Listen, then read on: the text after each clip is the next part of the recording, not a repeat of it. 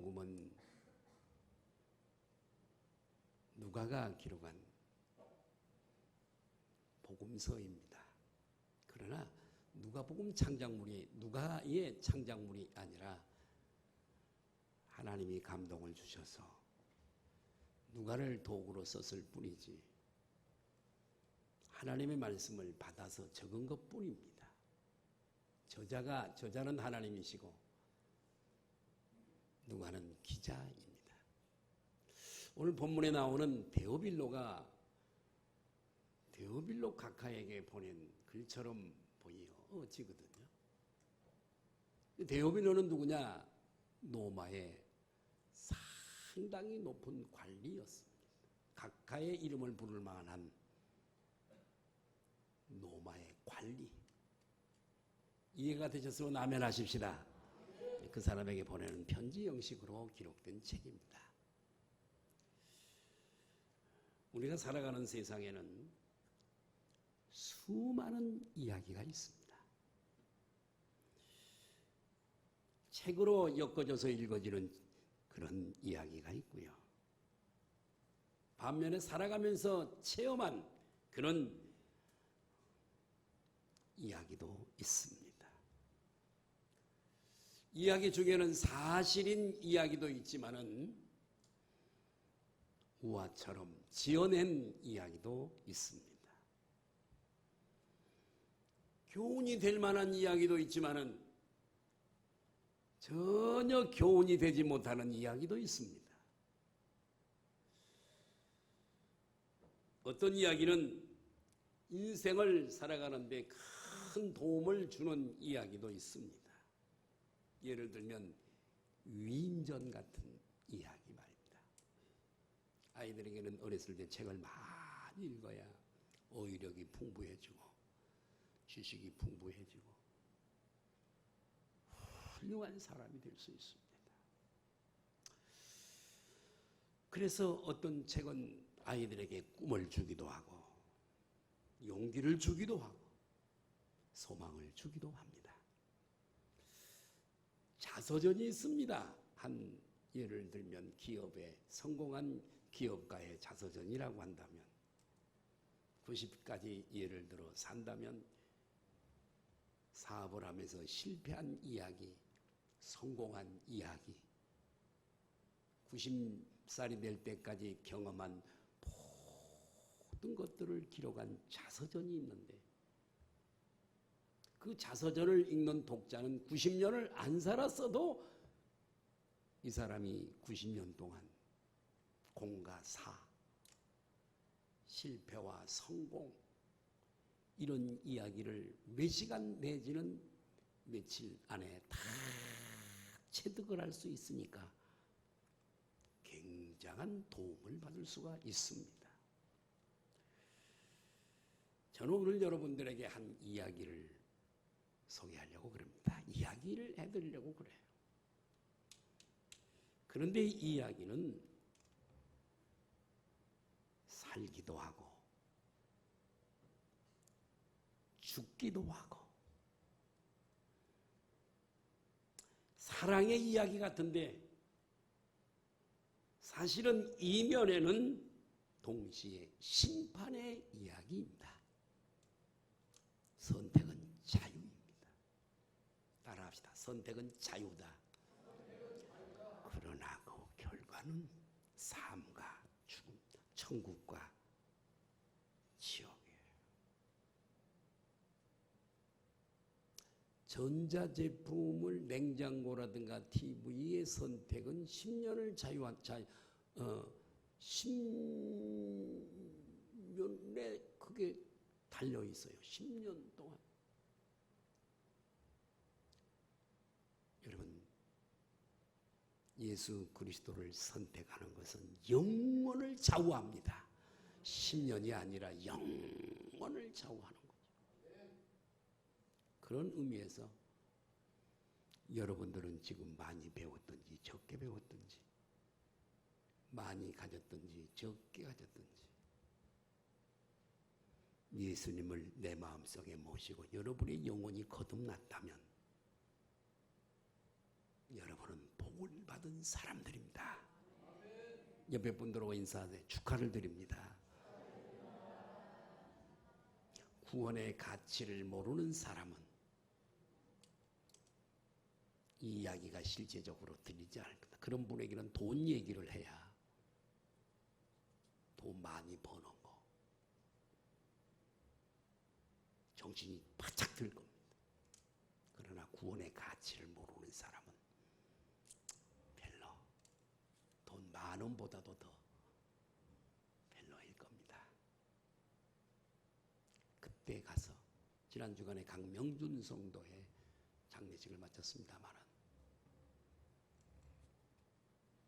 다 두고 갑니다.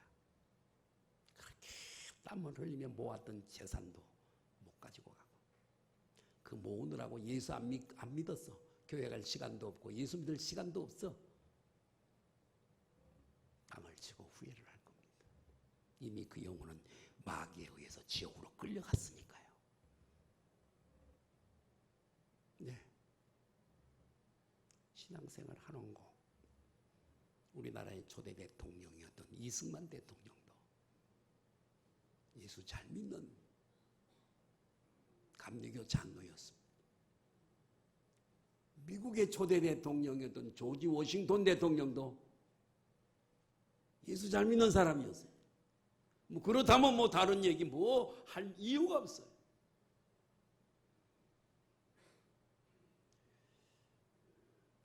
그런데 여러분, 이 하나님의 이야기, 성경의 이야기는 교훈을 주는 정도, 감동을 주는 정도에 그치는 것이 아니라 생명을 주는 이야기입니다. 생명이 뭐요? 이렇게 생각하면 돼요. 중국에서 1000년이 지난 어떤 그릇을 고고학자들이 발견해서 파냈는데 그 안에 토마토 씨가 있었어요. 토마토 씨. 무슨 씨? 몇 년이 지났다고요? 1000년.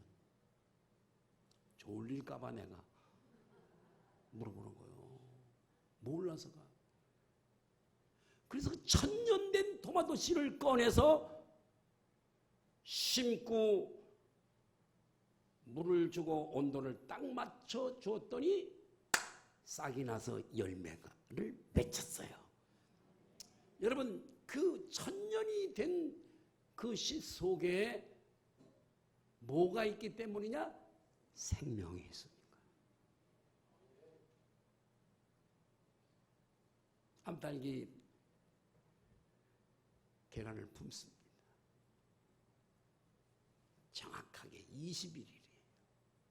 온도를, 습도를 잘 맞춰주면 어미닭이 품는 건 그럴 필요도 없어요. 그러나 부화기에다가 넣고 21일 동안 부화를 하려면 물을 부어서 습도를 맞춰주고 온도를 정확하게 온도기를 꽂아놓고 맞춰주고 그러면 21일이 되면 어떤 계란은 병아리가 돼서 삐약삐약하고 나오는데 어떤 계란은 꽝입니다.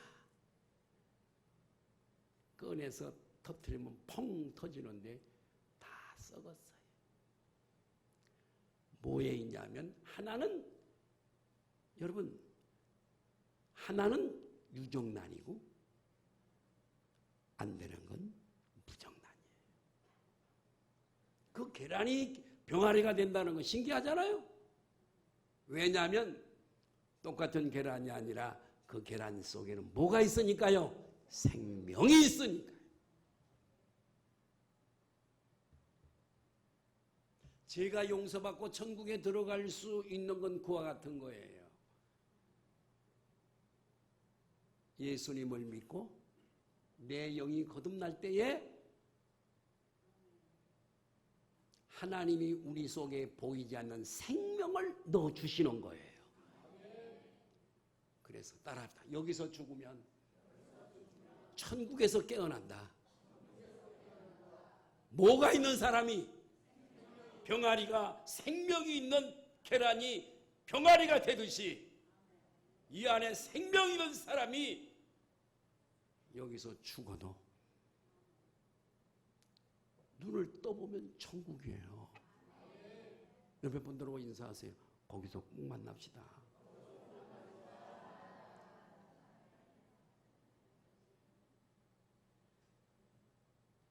이 땅에서 절제하고 살아야 돼요. 하나님보다 돈을 더 사랑해서 따라가면 안 돼요. 재물을 하나님보다 더. 그러면요, 이 사람의 중심은 지금 세상에, 너희는 세상을 살아가지 말라 그러잖아요. 더 중요한 것 때문에 하나님을 관과하고 중요하게 여기지 않기 때문에 믿지 않는 거예요. 그분은. 그래서 무정란이 되는 거예요. 네. 그래서 이 생명 이야기는, 성경은 생명 이야기인데 누구 이야기냐? 예수님의 이야기인 줄로 믿습니다. 그래서 예수님의 성경과는 이거예요. 너희가 영생을 얻을 줄 알고 성경을 연구하거니와 이 성경은 전체가 다 나에 대해서 기록한 책이다. 노뱀 얘기, 양을 잡아서 제사 드리는 얘기, 방주 얘기, 할렐루야. 누구 얘기라고요? 예수님. 예수님 얘기. 그래서 역사를 히스토리라 그래요. 히스토리예요. 히는 그예라는 뜻이잖아요. 스토리는 이야기라는 뜻이에요. 그러니까 히스토리, 역사는 교회 역사가 됐든 일반 역사가 됐든 다 하나님에 대한 이야기예요. 왜냐하면 세상의 모든 하나님은 우주 만물을 창조하셨을 뿐만 아니라 그 우주 공간 천하를 다 그분이 다스리시고 운행하시고 주관하시고 하나님이 모르는 일이 없으신 줄 믿습니다. 바벨론이 바사에 의해서 멸망을 당하고 바사는 헬라에 의해서 멸망을 당하고 헬라는 로마에 의해서 멸망을 당하고 이런 모든 역사를 펼치시는 분이 누구시냐 하면 저분이신 줄로 믿습니다. 그래서 히스토리는 하나님에 대한 이야기다는 것이지요. 아멘. 오늘 본문 말씀은 이미 이루어진 일에 대해 목격자가 된 기자였던 이 의사 누가를 통해 기록한 말씀이에요. 누가복음이. 그래서 이 말씀은 한 분 얘기인데 그 한 분이 누구시냐? 지저스 크라이스트, 예수 그리스도이십니다. 믿으시면 아멘 하십시다. 이 이야기는요, 사람들에게요 교훈을 주고 감동을 준 정도가 아니라 모든 가짜 짝퉁이 아닌 진짜로 믿는 사람들을 살릴 이야기, 곧 생명이 담긴 이야기인 줄로 믿습니다. 이 이야기의 주인공은 예수 그리스도예요. 예수님에 대한 얘기할 거예요. 오늘 예수님은 세 가지 하늘이 있죠. 스카이 하늘, 새들이 나르는 하늘, 스페이스 하늘, 인공위성이 나르는 하늘, 헤븐 하늘, 하나님의 하늘, 하나님이 계시는 하늘, 성도가 죽어서 가는 하늘, 헤븐 하늘. 이 예수님은 헤븐 하늘을 버리시고 이 땅에 사람의 몸을 입고 오신 하나님인 줄로 믿으시기 바라요. 예수님은 완전한 하나님 신이면서도 완전한 인간으로 신인 양성을 가지고 이 땅에 오셨습니다. 왜냐하면 예수님은 하나님의 공의의 요구를 만족시키기 위해서 오신 분이시다 이거예요. 하나님은 공의. 법이 있으면 그 법대로 세상의 법은요. 예를 들면 변호사를 통해서 아는 판사 돈 갖다 주면은요. 재판도 그러게 합니다. 세상은 돈이 필요하기 때문에요. 돈이라면 재판도 굽어요.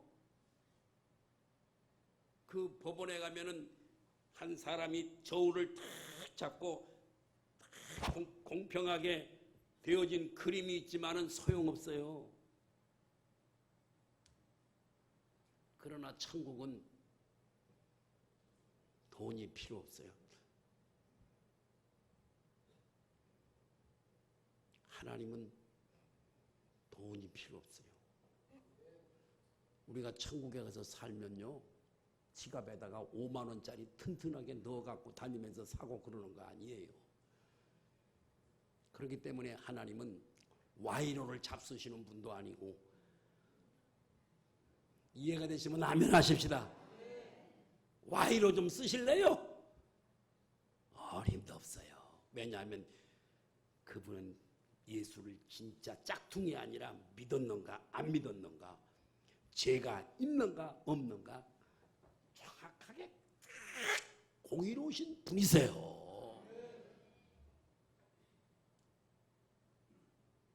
예수님은 우리가 공의를 만족시키지 못해요. 하나님의 공의를요.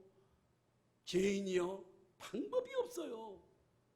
그렇기 때문에 예수님이 육체를 입고 이 땅에 오신 것은 조금 나오신 지 오래 되시지 않은 분들은 조금 어렵지만 조금 얘기를 들으면 이해가 돼요. 우리가 하나님의 공의를 만족시킬 수 없기 때문에 예수님은 그 하나님의 공의를 죄에 대한 심판을 받는다고 하는 그 공의를 만족시키시고 우리를 그 죄값에 대한 형벌 심판에서 우리를 빼내셔서 구원하기 위해서 이 땅에 오신 줄 믿으시면 아멘 하십시다. 예. 하나님의 공의는 죄의 삭은 사망인데 피 흘림이 죄는 생명으로 갚아야 돼요. 따라합니다. 죄는 생명으로 갚아야 된다. 그 생명으로 갚아야 된다는 히브리서 말씀은 따라합니다. 피 흘림이 없은즉 뭣도 없다? 죄 사함도 없어요. 생명이 죽는 걸 피 흘림으로 표시했어요. 양을 잡으면 피를 흘리면 죽지요? 우리가 피 흘려 죽어야 돼요. 멸망을 당해야 된단 말이에요. 예. 이에 예수님은 완전한 인간이 되어질 필요는 바로 여기에 있어요. 인간이어야 죽을 수 있잖아요. 피 흘릴 수 있잖아요. 그래서 완전한 심판도 받고 하나님의 공의를 죄값은 심판이다라고 하는 하나님의 그 공의를 이루시기 위해서 육체를 가지고 죽어야 되니까 육체를 가지고 오잖아요. 천사는 죽일 수가 없어요. 육체가 없으니까. 그리고 그 육체 속에 동맥과 정막과 심장 속에 피를 담아가지고 오신 거예요.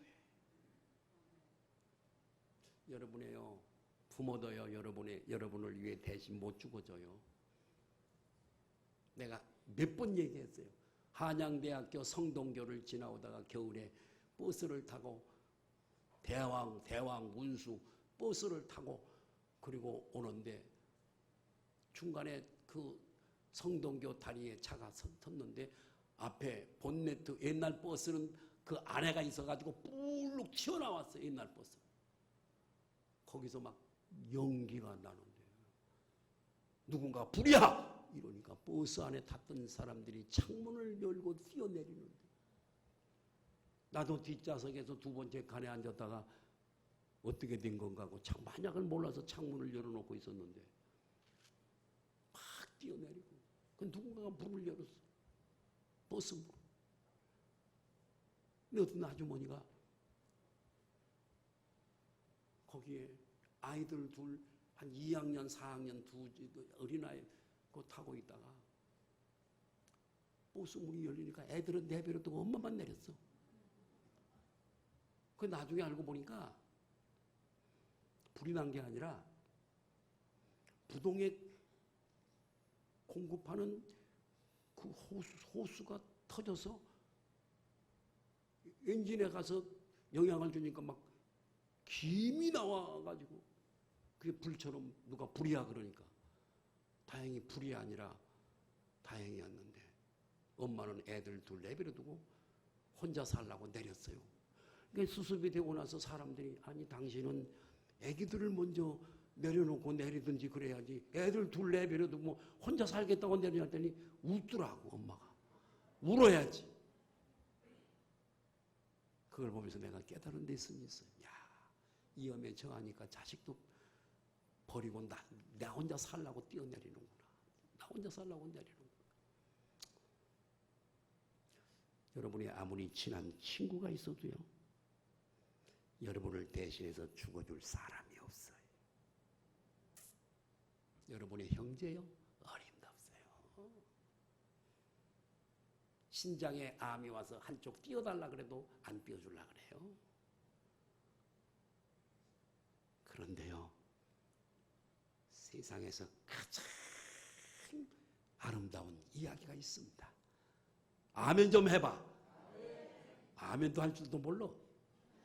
은혜가 없으니까 그래요. 속에 은혜가 있어요, 여러분? 여러분 속에 은혜가 있으신가요?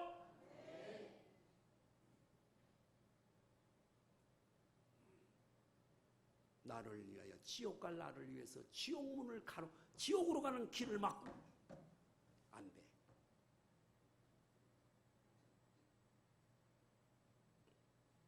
나를 위해서 생명을 버려주신 분, 친구가 친구를 위해서 목숨을 버리면 이보다 큰 사랑이 없는데 그 친구가 누군 줄 아세요? 그 굿 프렌드가 누군 줄 아세요? 예수 그리스도예요. 이 사랑을 깨달은 사람. 사도 바울도 밀려오는 조수물처럼 그 심령에 여기에 밀려오는 이 사랑에 붙잡혀서 온 세계를 다니면서 복음을 전했던 거요. 예수님에게 미쳐서 지금 세계에 나가서 복음을 전하는 수많은 선교사들도 이 사랑에 견딜 수가 없어서 생명을 내놓고 가서 복음을 전하는 거요. 우리는 그런 사랑을 받은 사람들이에요. 그저 배부르고 등 따뜻하기 위해서 예수 믿고 그 정도 수준에서 만족하고 살아가는 사람은 진짜 한심한 사람이고 예수님을 아직 못 만난 사람이에요. 예수님 믿어 덕이나 좀 보고 적당히 복이나 좀 받아서 좀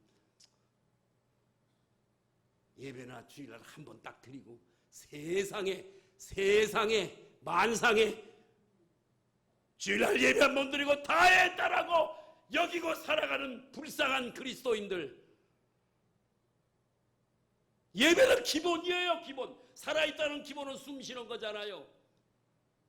무슨 예배 한 번 드리고 막 전체를 다 한 것처럼 폼 잡고 살아가는 불쌍한 사람들. 한국교회가 개혁이 돼야 돼요. 할렐루야! 깨어나야 돼요. 뭐 주일에 한 번 예배 드리는 게 대수예요. 그거 해놓고 다 했다고.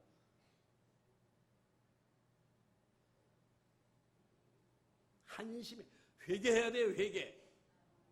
세상만을 위해서 한 줌의 흙으로 화장하니까 한 줌의 흙이던데 그거 먹게 살리고 운영시키느라고 일생을 소비한 사람은요 땅을 치고 후회해요.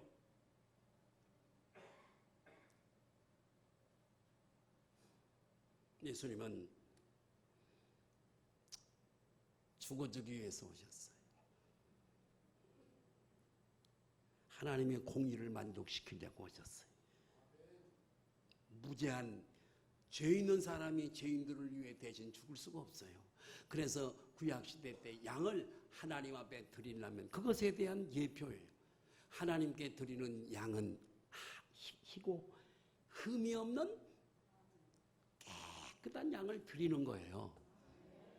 옛날에 우리 선배들, 권사님들, 옛날 나이 드신 분들은 하나님 앞에, 여러분 주일날 헌금 드리세요. 헌금 드리시기를 바라요. 빈손으로 오지만. 내가 헌금 강조하는 목사 절대 아닌 거 여러분 아시죠? 주일날 헌금이 없이 어떻게 오세요? 아니 1,000원 드리세요. 1,000원. 돈이 없어. 그럼 1,000원 드려요. 가부의 두렵돈을 많은 부자에 많이 드는 것보다 귀하게 보시는 거예요.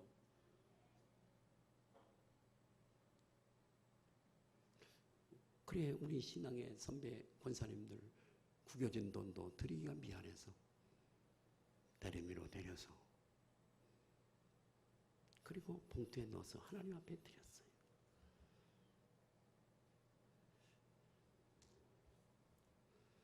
자, 죄인은 죄인을 위해 죽어줄 수가 없기 때문에 예수님의 탄생은 여러분 죄 없는 모습, 그러니까 하얀 양을 드리는 것은 죄 없으신 예수 그리스도의 예표인 줄 믿습니다. 나는 좋은 거 같고 말라기 시대에 그랬죠. 하나님 앞에 드리는 건 전한 거, 눈 멀은 거, 병들어 내일 모레 죽을 거 그러다가 하나님 앞에 드리는 거. 하나님이 아실까요? 모르실까요? 받으실까요? 안 받으실까요? 나는 너 마음 알아. 아니요. 가져오지 마. 누군가 내 성전, 내가 무슨 그건 불타는 냄새 맡고 내가 사는 줄 알아? 누군가가 문을 닫아버렸으면 좋겠어. 그러신단 말이에요. 말라기 선지자를 통해. 그래서 무지한 인간의 몸으로 오시기 위해 요셉, 마리아와 요셉의 씨로 잉태가 임신이 된 분이 아니라 전혀 씨로, 모든 사람은 씨로, 사람만이 아니에요. 동물이나 식물이나 남자의 씨로 오는 거예요. 우리는 아담의 후손이기 때문에 제 씨예요. 여러분의 성씨가 다 있지만은 정확하게는 따라합시다. 나는 제 씨다. 한국에 제 씨가 있는지 없는지 난 그건 모르겠는데 예수님은 제 씨로 오신 분이 아니에요. 아담의 씨로 오신 분이 아니라 그 씨가 성령님이신 줄을 믿으시면 아멘 하십시다. 성령으로 잉태되신 분. 그래서 이분은 죄가 없이 태어나신 분이세요. 그렇기 때문에 그분은 죄인들을 위하여 대신 죽어줄 수 있는 온전한 제물이 될 수가 있는 거예요.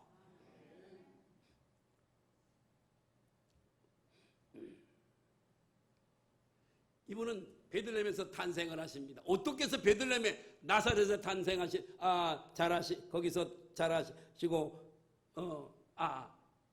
요셉과 마리아의 고향이 나사렛인데 촌동네 산골이에요. 참 며칠 걸어가야 하는 베들레헴에서 탄생할 수 있을까? 미가서에 베들레헴에서 탄생한다는데 어떻게 이 말씀이 이루어지죠? 자, 그런데요, 하나님은요 역사의 주관자인 줄로 믿습니다. 로마의 초대 황제가 여러분 가이사 아구스도인데 이 아구스도가 천하의 호적 명령을 내렸어요. 호적이 없이 살아가는 사람이 많았던 모양이죠. 세금을 거두기 위해서 호적 등록을 하라고 그럽니다. 이 호적 등록은 본적지에 가서 해야 되는데 육신적인 아버지 요셉의 고향은 다윗의 후손이니까 다윗은 어디 사람이에요? 또 헷갈리지 이제. 다윗은 어디 사람이에요? 어느 지방의 사람이에요? 참. 얼른 대답해요. 시간이 없어. 아니 몰라서 대답을 진짜 못하는 거예요? 알면서도 그냥 너무 쉬우니까 대답을 하는. 성가대 어디 사람이야 다윗이? 베들레헴이잖아. 근데 왜 가만히 있어? 모르지. 베들레헴이에요. 요셉은 다윗의 손이가 베들레헴이에요. 그러니까 아까 본적지에 가서 해야 된다 그러니까 나사렛에 비록 살고 있지만 어디로 가야 돼?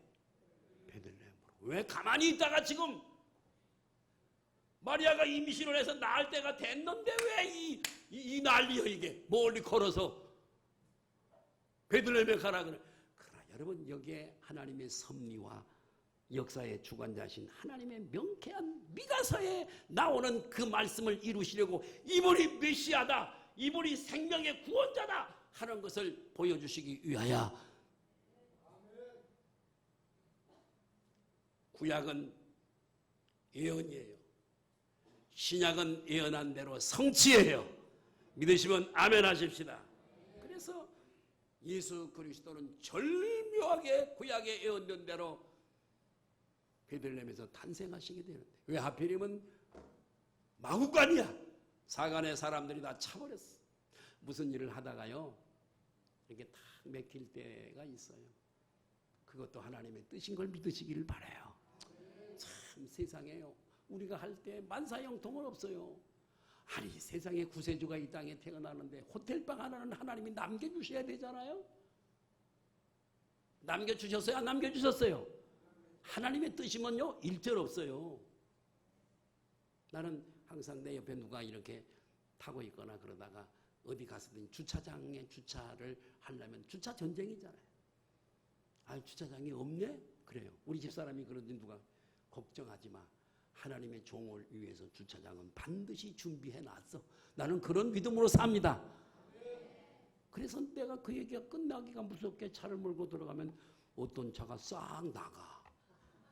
야 하나님은요 목사의 말을 책임져 주시더라고. 내가 그래서 우리 집사람한테 폼을 잡고 체면이 씁니다. 우리 집사람한테. 야 역시 주의 종이구나. 왜 마구간에서 그 태어나 말구유를 요람으로 삼고 태어나게 되는가? 이분이요 정말 만왕의 왕이시잖아요. 근데 예수님이 오신 것은 죽기 위해 오신 분이세요. 죽기 위해 오신 분이세요. 저와 여러분들을 지옥에 안 보내려고 죽기 위해 오신 분이신데 호텔에서 태어난다는 건 탄생이 좀 안 맞잖아요. 비천하게 오신 분인데 벌써 하나님이 전능자이신데 비천하게 사람의 몸을 입고 온다는 그 자체가 고난이에요. 비천함이에요. 그래서 마구간에 말구유를 요람으로 삼고 탄생하셨다고 하는 것은 장차 우리의 속죄물이 되어서 십자가에 처참하게 죽으실 것에 대한 낮음과 비천의 예표인 줄 믿으시면 아멘 하십시다. 예루살렘 성에 입성하는 것도 똑같아. 말을 100만을 타고 장수들을 동원하고 멸류관을 쓰고 창을 들고 이렇게 늠름하게 입성해야 만왕의 왕이시잖아요. 그런데 안 그러잖아요. 새끼 낙이 타시잖아요. 뒤뚱뒤뚱 그 몰골이 꼴불견이잖아요. 이런 모든 낮음이요 십자가에 죽으시러 죄인들의 죄를 뒤집어 쓴 사람. 옛날에 여러분 귀양 가는 사람들 보세요. 앞에서 소가 끌고 뒤에는 장작 이 나무로 굵게 만들어서 감옥을 만들어서 두루마 위에 만들어서 거기에 타고 묶여서 가잖아요. 죄인은 그러는 거예요. 죄를 짊어지고 죽으러 오신 죄인이 백말 타고 들어간다고요? 어림도 없어요. 이런 걸 보면요 예수님의 사랑에 눈물을 흘리셔야 돼요. 나를 살리기 위해서 이런 비천함을 당하고 고난을 당한 그 예수님 때문에 한없이 울어야 된다고요. 울어야 된다고요. 감사해서.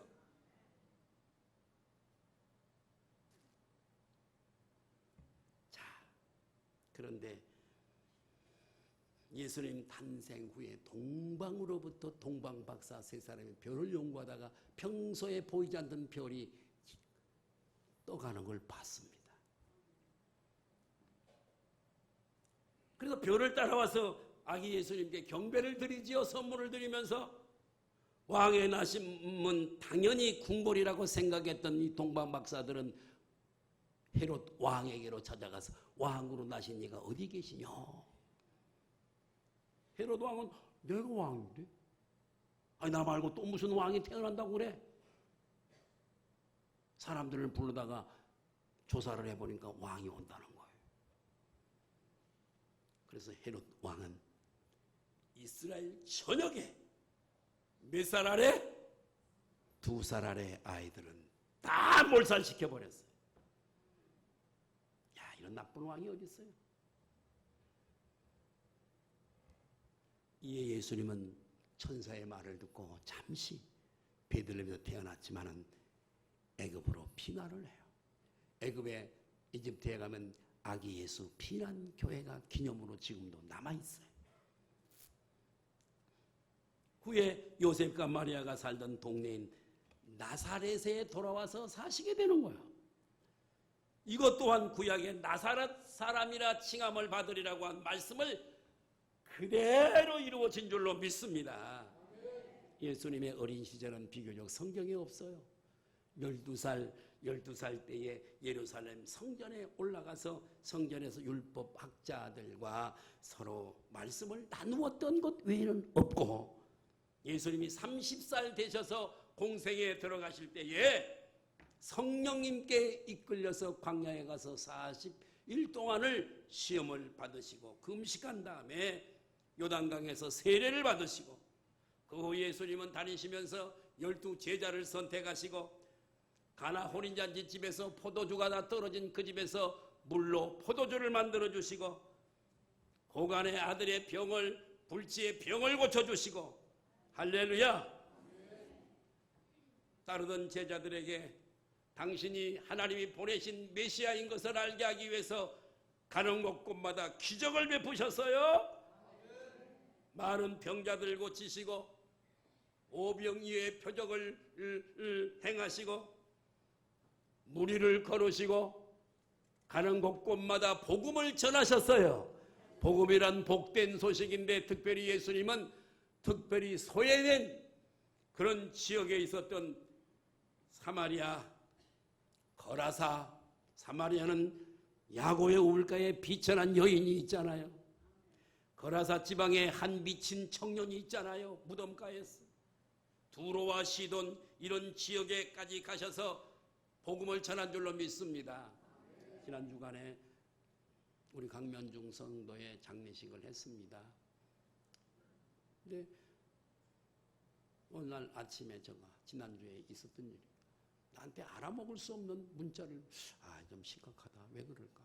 그러고서 내가 아침에 9시도 되기 전에 병원을 쫓아갔어요. 전화도 안 받고 문자도 안 되고 내가 노비에 와 있어. 내려올 수 있으면 좀 내려오고 전화를 좀 받아. 안 돼. 기다려서 돌아왔어요. 오후쯤 됐는데 전화가 왔어요. 그 형이. 이미 그때는 퇴원을 했더라고요. 나한테 전화도 없이 퇴원했어. 형의 얘기가 누가 신고가 왔는데 속초 그 바닷가에서 익사체로 발견이 돼서 지금 속초 병원에 영안실에 있다는 거야. 어떻게 된 거냐? 내가 물어봤더니 퇴원을 하고 너무 힘들어서 바람이나 쏘이려고 갔다가 실족을 했다는 거야. 해부를 했어요. 해보니까 저는 본인은 나에게 그런 얘기를 하지 않았습니다만 자기는 천식, 기관지 이것 때문에 고통을 당한다고 얘기했지만 또 담배를 너무나 많이 피웠고 나한테 얘기하자는 한 부분이 있어요. 나는 직감, 영감으로 알아요.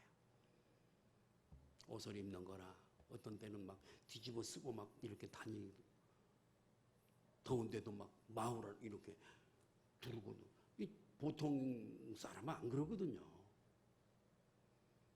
정신에 좀 문제가 있어요. 본인은 나한테 얘기 안 했어. 정신에 좀 문제가 있어.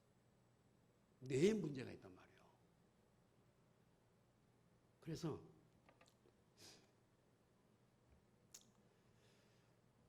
직장 생활도 온전히 안 됩니다. 결혼도 안 돼요. 이성교제가 뭐 그렇게 쉬운 줄 아세요? 내가 볼 때 이 정신병 약을 먹었을 겁니다. 많이. 해부했는데 그 성분이 많이 나왔어요. 그 약 성분이. 내가 볼 때 그는 혼미한 상태로 바닷가를 거닐다가 실족한 거예요. 참 사실은 육신적으로 볼 때는 불행한 거죠. 네. 그렇게 일생을 55세잖아요. 살아가는 것이 너무 힘들 것을 아시는 하나님이 너무 고생하지 않도록 제가 믿기로는 그래요. 미리 그 영혼을 불러가시는 것이라 그렇게 여겨져요. 예. 예수님은요, 이렇게 소외된 지역, 소외된 사람, 우리 그리스도인들은 그래야 될 줄로 믿습니다. 예수님의 심장이 없는 사람은 조금만 나하고 달라도 손을 치고 가지도 않고 인사도 잘 안 받고 말도 안 섞고. 아니요. 예수님께서 십자가에 못 박히기 전에 가장 리얼하게 확실하게 설교한 설교가 마태복음 25장에 나오는 양과 염소의 비유입니다. 양, 염소. 염소는 지옥 보내죠. 양은 구원을 받는데 내가 병들 때 너희가 찾아보았고 배고플 때 먹을 것 주었고 목마를 때 마실 것을 주었고 내가 옥에 갇혔을 때 영치금을 주어서 나로 견디게 하였고. 우리가 언제요? 지극히 작은 소외되고 낮은 자에게 한 것이 곧 내게 한 것이야. 공식적인 예수님의 마지막 설교요. 우리는 그런데 그 얘기를 벌러 듣고 행하지 않잖아요. 교회 안에서 조금은 좀 소외되고 조금 나하고 달라도 그런 분들을 더 사랑하시길 바라요. 지극히 작은 소자에게 한 것이 곧 내게 한 것이다. 나하고 다른 사람. 내가 일부 예배 때도 얘기했어요. 우리 정혜련이, 우리 딸이 중학교 다닐 때, 혜련아 이리 와봐. 공부 잘했어요. 우리 경북대학에도 장학금을 다녔고요. 혜련아, 너 공부 잘하는 애들하고만 친하지 마라. 그들도 물론 친해야 되지만 소외되고 왕따당하고 그런 애들 떡볶이 사주고 함께 해주고 위로해주고 그렇게 해야 돼. 동무가 해주고. 다 내가 우리 딸한테 그랬어요. 여러분, 우리도 그래야 돼요. 선발이 안 왔어요?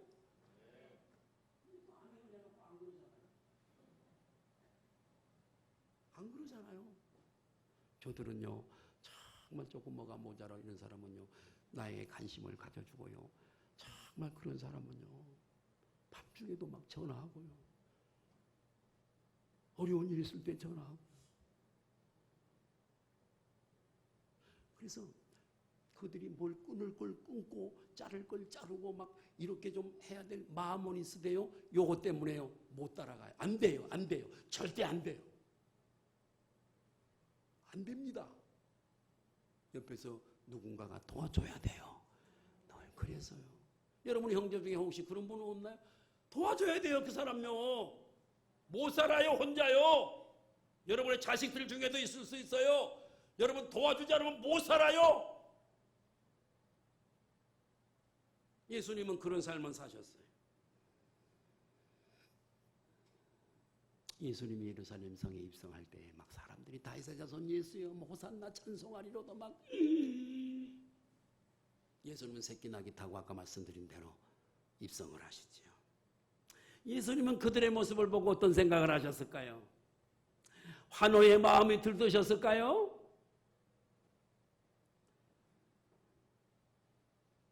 아니면 당신이 죽을 것을 아셨기 때문에 슬퍼하셨을까요? 아니면 이 한호소리가 며칠 후에는 바라바를 풀어주고 강도 바라바를 풀어주고 예수를 못 박으시오 이렇게 큰 소리 칠 것을 다 보시는 하나님께서 예수님께서 그들을 혐오하셨을까요? 예수님은 그들을 미워하지도 그 환호소리에 들뜨지도 아니하시고 슬퍼하지도 아니하 어차피 이분은 처음서부터 이 시당초에 죽으려고 오셨기 때문에 그래요. 저와 여러분을 위해서 죽으러 오셨기 때문에 그분은 오직 한 가지 생각밖에 없으셨어요. 당신이 오신 목적이며 당신이 이 땅에 사신 목적이며 지금 당신이 입성하는 마지막 예루살렘 성에 입성하신 목적이 하나밖에 없는 생명 십자가에 못 박아버리고 이후로 오고 오는 시대에 자신을 믿는 사람들이 다 하나님의 품으로 돌아올 것을 그것만 생각하시고 그것만 보신 줄로 믿습니다. 여러분 환호하는 그 군중들 속에서요. 예수님을 십자가에 못 박으라고 하는 그 군중들 속에서요.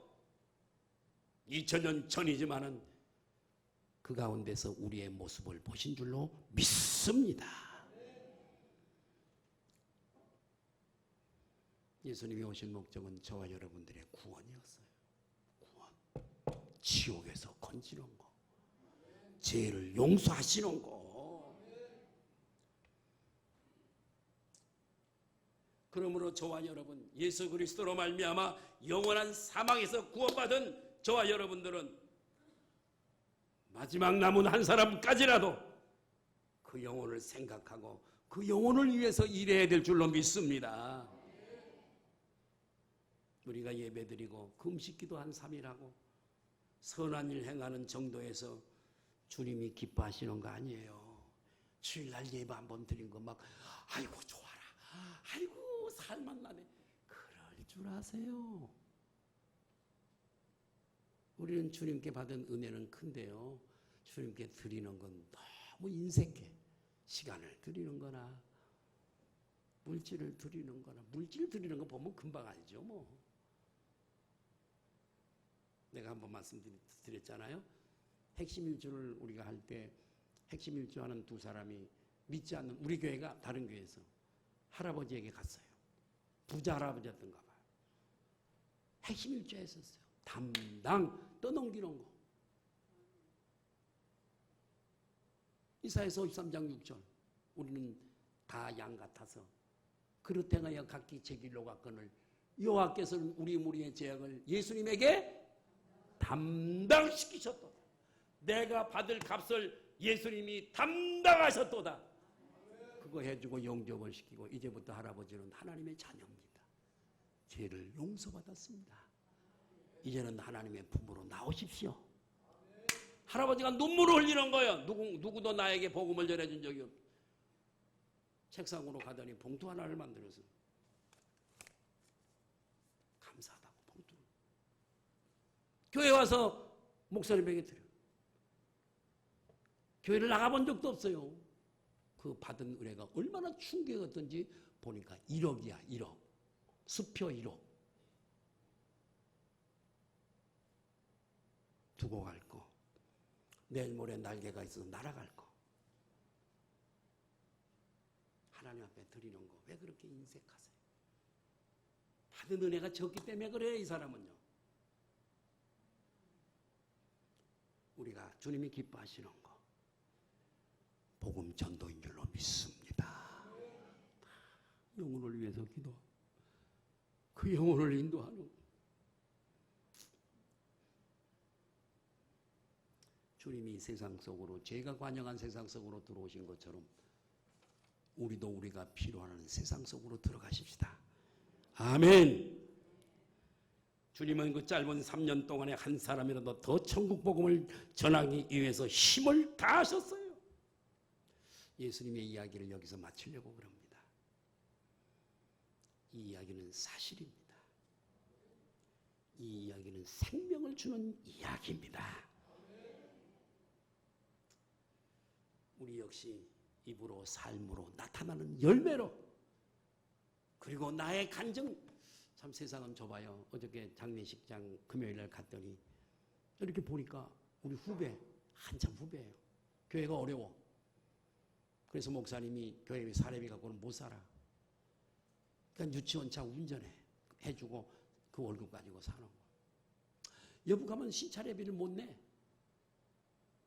10,000원씩 내는 신차례비를. 내가 한번 1년치를 내줬어요. 내가 신탈장이니까요. 1년치 12만 원. 아니, 더 냈어. 15, 6만 원 내줬어요. 이 범원규 목사라고 와서. 목사. 여기 웬일이야? 목사님 웬일이세요? 우리 성노가 장례가 나서 왔다고. 나는 우리 교회 여집사님의 어머니가 돌아가셔서 왔다고. 그러면서 묻지도 않는 얘기를 성도가 몇 명 안 되거든요. 그 교회 갔다 왔는데 내가. 목사님 너무 기뻐요. 뭐가? 한 2달여간에 10명이 등록을 했대. 야, 그래서 내가 기적이다. 몇 명 안 되는데도 2달에 10명이 등록했으면 기적 중에 기적이다. 잘 양육해라. 어떻게 해서? 그랬더니 자기가 10년을 전도해서 한 사람을 전도했대요. 근데요, 공부를 시키면서 이랬대요. 어렵게 복음을 전하지 말고 내가 예수님 만나서 변화된 거, 예수님 만나서 평안하고 행복한 거, 그것만 전해라. 그래서 가서 그랬더니 따라서 교회를 오는 게 10명이 오더라는 거예요. 신학적, 철학적, 사변적 그런 거 하지 마세요. 내가 만난 예수님만 전하세요. 내가 예수 믿어서 이렇게 복을 받아서 이렇게 행복해. 나의 미래는 준비되어 있어. 이것이 하나님 바라는 기대요. 우리에게 바라는 기대요. 예배 한번 드린다고 기뻐하는 거 아니에요. 이것이 하나님이 기뻐하는 것인 줄로 믿습니다. 나의 수고를 통해 또 다른 영혼들이 죄에서 구원받아 영생을 얻게 되어지는 축복이 있기를 예수님의 이름으로 축원합니다. 기도하시